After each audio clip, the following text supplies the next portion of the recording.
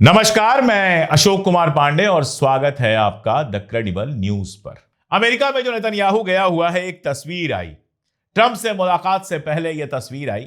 इस तस्वीर को आप देखिए। इसमें डेविड कुशनर है, इसमें विटकॉफ है और भी इसमें कई लोग हैं। टोटल 6 लोग हैं। ये 6 लोग अगर आप देखेंगे तो 6 के 6 यहूदी हैं और जायनिस्ट हैं। और ये 6 मिलकर तय करेंगे कि अमेरिका ईरान में क्या करेगा और क्या नहीं करेगा। तो अमेरिका का फ्यूचर कैसे लोगों के हाथ में है, कैसे जायनिस्ट अमेरिका की सारी कहानी तय कर रहे हैं, इस एक अकेली तस्वीर से आप समझ सकते हैं। इसके बाद लौटकर ईरान चलते हैं। ईरान में ईरान डे पर खामनेई साहब ने टेलीवाइज संदेश दिया और इस संदेश में कुछ बहुत जरूरी बातें थी। उन्होंने कहा कि यह देश, यह मुल्क आज भी जोश से भरा हुआ है, मजबूत इरादों वाला है, डटा हुआ है और अच्छी तरह से समझता है कि उसके फायदे में क्या है और नुकसान में क्या। उन्होंने याद दिलाया कि इस्लामिक क्रांति ने ईरानियों को अपने देश को विदेशी दखल से आजाद कराने का मौका मिला। वैसे तो मैं एक अलग से वीडियो बना चुका हूं ईरानी रिवॉल्यूशन पर, पूरा मैंने बताया था कि कैसे यह रिवॉल्यूशन हुआ था। लेकिन यहां मैं आपको बता दूं कि 1953 से 1953 से 1989 तक वहां पर पहलवी लोग थे, पहलवी शासन था। अगर वो टाइम देखेंगे आप तो SAVAK नाम की एक पुलिस बनाई गई थी जो गुप्त पुलिस थी और जो भी शाह के खिलाफ खड़ा होता था उसको कुचल दिया जाता है। ये जो SAVAK है ये CIA के मदद से बनाई गई थी और निगरानी, यातना, हत्याओं के लिए ये कुख्यात थी। खामनेई साहब का एक पुराना वीडियो है जिसमें उन्होंने बताया था कि एक बार जो सावक का सबसे ज्यादा बदनाम ऑफिसर था उससे उनकी मुलाकात हो गई। वो कहीं टकरा गया और उसने जब अपना परिचय दिया, हालांकि खामनेई पहले से पहचानते थे, उसने जब अपना परिचय दिया तो उस समय कहा कि जिन लोगों की हमें सबसे ज्यादा तलाश थी उनमें आप भी थे। यानी खामनेई जो अभी वहां के सर्वोच्च शासक हैं वो तब इस पुलिस की निगाह में थे और अगर मिल गए होते तो शायद उनको मार दिया गया होता, गोली मार दी गई होती। खुमैनी तो उस समय पूरे वक्त फ्रांस में थे, ईरान से निकल गए थे कि कहीं इनके हत्थे ना पड़ जाएं और कहीं इनको मरवा ना दिया जाए। लेकिन जनता इनसे धीरे धीरे नाराज होती गई और 1979 का जो रिवॉल्यूशन हुआ उसके बाद शाह को सीधे अमेरिका भागना पड़ा। शाह ने जो व्हाइट रिवॉल्यूशन, जबरदस्ती का आधुनिकीकरण लागू किया था, उसकी बहुत सारी तस्वीरें ईरान में दिखाई जाती हैं और यह कहा जाता है कि ईरान किस तरह का आधुनिक था। लेकिन इस बात को छुपा दिया जाता है कि जबरदस्ती लोगों के हिजाब छीने गए, जो ट्रेडिशनल ईरानी ड्रेस है वो पहनने को बैन कर दिया गया और भी बहुत सारी ऐसी कार्रवाइयां की गई जिससे ईरान के लोग बेहद नाराज हुए। अब इस्लामिक रिवॉल्यूशन के बाद जो सरकार बनी है उससे जाहिर तौर पर सारे लोग खुश नहीं हैं, कुछ लोग तो उससे भी नाराज रहते ही हैं। रिफॉर्म की बात चलती रहती है, हिजाब को लेकर एक बड़ा आंदोलन चला, जिसके बाद अब यह है कि जो हिजाब ना पहनना चाहे ना पहने, कोई खास सख्ती वहां पर नहीं है। जाहिर तौर पर कोई भी शासन होता है तो उसको सुधार की जरूरत होती है। लेकिन जो सबसे बड़ी बात है जिसको इन सब की आड़ में छुपा दिया जाता है, जिसके तरफ खामनेई साहब इशारा कर रहे हैं, वो ये कि शाह के शासन में ईरान का जो तेल था, ईरान का जो खनिज था, ईरान का जो गेहूं था, इन सब के ऊपर अमेरिका और यूरोप का कब्जा था। वो अपने हिसाब से इस तेल को बेचते थे, जैसा इराक में सद्दाम को मारने के बाद किया कि तेल बिकता है इराक का और रखा जाता है अमेरिका के रिजर्व बैंक में। अमेरिका जब चाहे वो दे सकता है और जब चाहे तब जब्त कर सकता है। शाह की विदाई के बाद ये जो रिवॉल्यूशन हुआ, इसके बाद सबसे बड़ा जो फर्क आया वो ये कि ईरान खुद मुख्तार हो गया। ईरान का अपने तेल के ऊपर, अपने संसाधनों के ऊपर अधिकार हो गया और लाख सैंक्शन लगे हैं, लेकिन ईरान को अभी तक झुकाया नहीं जा सका। खामनेई ने एक और मजेदार बात कही। उन्होंने कहा कि कौम की असली ताकत सिर्फ हथियारों में नहीं होती बल्कि लोगों के हौसले, इरादे और एकता में होती है। किसने सोचा होगा कि एक दिन ईरान ऐसे हथियार बनाएगा जिसकी नकल करने की कोशिश अमेरिका करेगा। दरअसल मैं आपको याद दिलाऊं, मई 2025 में ट्रंप कतर में था और वहां पर पत्रकारों से बात करते हुए उसने कहा कि ईरान के सस्ते ड्रोन जो हैं, जो 35 से 40 हजार डॉलर में बन जाते हैं, वो बेहद शानदार हैं, खतरनाक हैं, डेडली हैं। जबकि अमेरिका में जो ड्रोन हम बनाते हैं उसमें 41 मिलियन डॉलर लगते हैं। यानी कहां 35 से 40 हजार डॉलर और कहां 41 मिलियन डॉलर, दोनों के बीच में आप तुलना देख लीजिए। तो चाहे वो मिसाइल हो, बैलिस्टिक मिसाइल हो, सुपरसोनिक मिसाइल हो या ड्रोन हो, ईरान ने जो home grown technology technology develop की है उससे इजराइल, अमेरिका और यूरोप खौफ में रहते हैं। इसीलिए लगातार कोशिश की जा रही है कि कैसे भी ईरान को तबाह और बर्बाद कर दिया जाए। ईरान लगातार कह रहा है कि हम डिप्लोमेसी के लिए तैयार हैं, चाहे विदेश मंत्री अराक्ची हों और चाहे उनके जो परमाणु कार्यक्रम के हेड हों वो लगातार इस बात को कह रहे हैं कि अगर सैंक्शन को हटा लिया जाए तो हमारा जो एनरिच्ड यूरेनियम है उसका 60% हिस्सा यानी 60% हिस्सा हम डाइल्यूट करने को तैयार हैं। यानी इसका मतलब क्या हुआ कि अगर उनके पास 100 किलो यूरेनियम है जिसको उन्होंने एनरिच किया है तो 60 किलो वो डाइल्यूट करने के लिए तैयार हैं। शर्त बस इतनी है कि आप सारे सैंक्शन हटा लीजिए जो वहां के तेल पर, वहां की कंपनियों पर, वहां के लोगों पर लगे हुए हैं, वो सारे सैंक्शन आप हटा लीजिए और हम 60% यूरेनियम एनरिचमेंट जो है, एनरिच्ड यूरेनियम जो है उसको हम डाइल्यूट कर देंगे।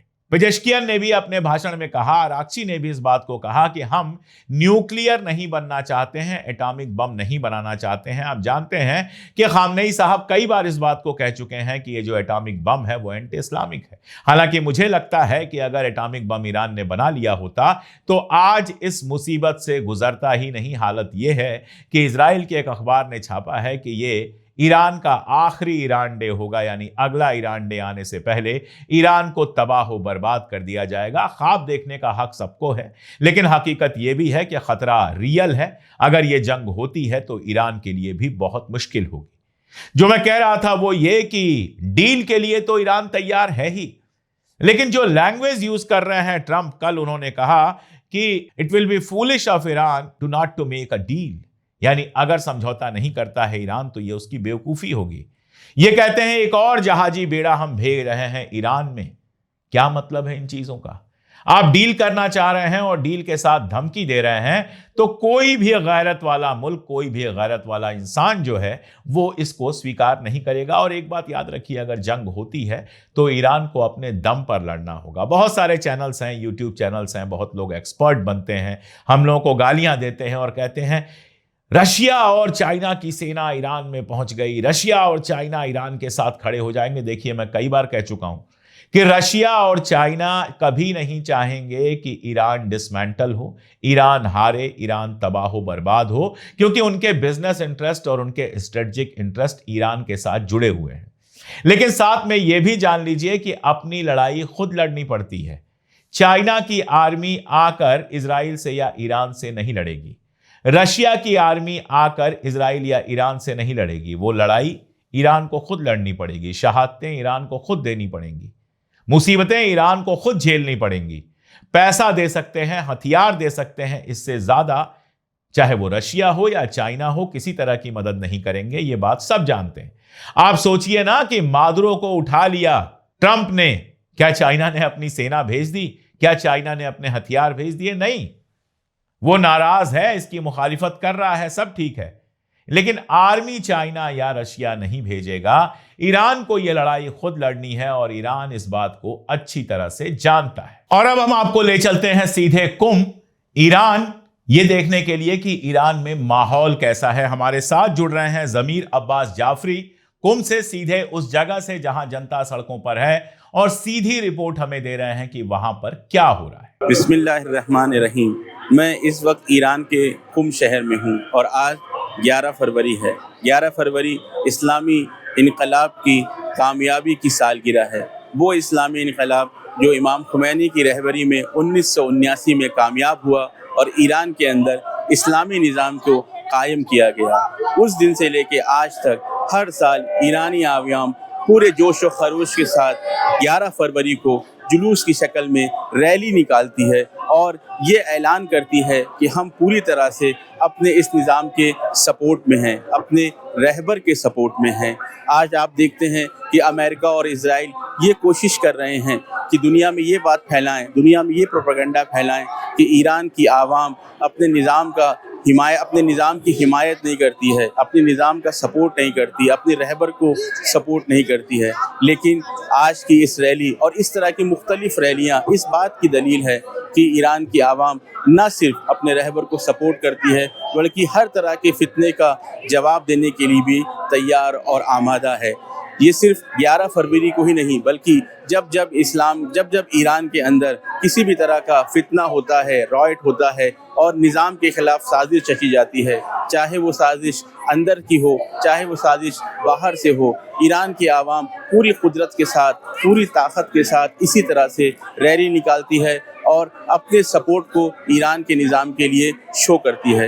हम आज ये देखते हैं कि अमेरिका बार बार धमकी दे रहा है कि हम ईरान के ऊपर अटैक कर देंगे, ईरान के साथ जंग शुरू कर देंगे, और इस धमकी के खिलाफ भी आज की ये रैली है। और ईरान की आवाम, बच्चे, बूढ़े, जवान, औरतें, सब लोग आज लाखों की तादाद में, आप देख सकते हैं जहां तक नज़र जा रही है वहां तक सिर्फ लोग ही दिखाई दे रहे हैं। लोगों का एक हुजूम है, लाखों की तादाद में लोग बाहर निकले हैं और ये पैगाम दे रहे हैं कि हम अमेरिका की धमकियों से नहीं डरते हैं, बल्कि अमेरिका की धमकियों का मुंहतोड़ जवाब देने को तैयार हैं। इस आवाम का एक पैगाम है, लब्बैक या खामनई, लब्बैक या खामनई, और इस नारे के साथ वो पूरी कुदरत से इस इनकलाब और इस निज़ाम की हिमायत कर रहे हैं। वस्सलामु अलैकुम वरहमतुल्लाहि वबरकातुहू। तो आपने देखा वहां की सड़कों से जाफरी साहब ने हमें रिपोर्ट दी। हम बेहद शुक्रगुजार हैं जाफरी साहब पहले भी हमें कई बार रिपोर्ट दे चुके हैं।